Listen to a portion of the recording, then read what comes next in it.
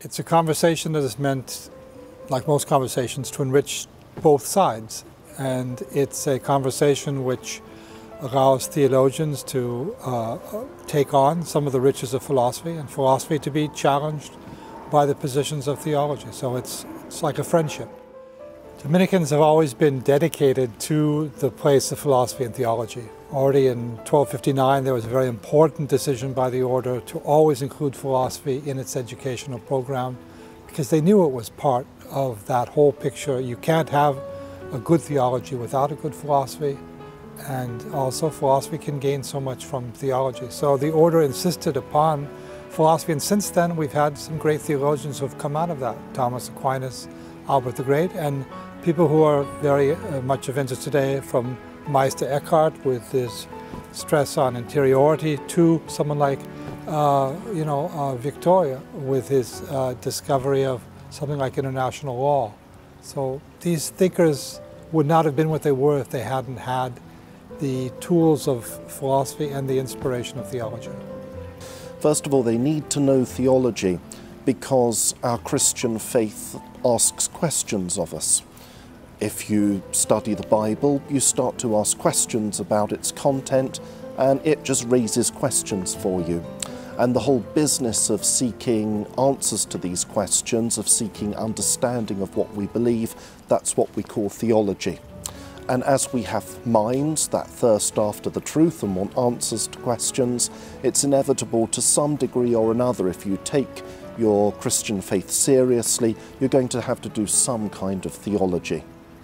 And then we find that if you're going to do theology, inevitably you're going to have to get involved in philosophy as well.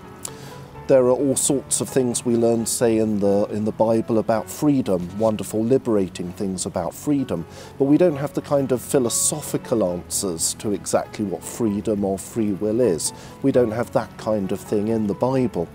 But if we want to understand what we're reading in the Bible about things like freedom, then philosophical questions are going to come into that too.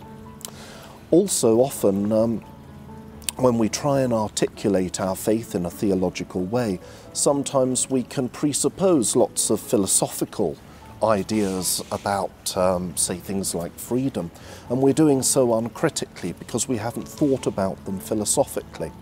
And if we don't think critically about the philosophy we might hold unconsciously, if it's bad philosophy, it can often do damage to our theology and our understanding of the Christian faith. The relationship of philosophy and theology today is like a relationship of an old couple.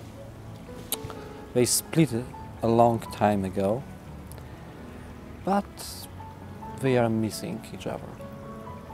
Philosophy needs to be challenged by the theological boldness, to look up to the sun, so to say, to consider the most important existential questions, ultimate questions. Theology, on the other side, becomes irresponsible without cultivating its philosophical ground. In my opinion, the both just miss the point, become irrelevant without each other.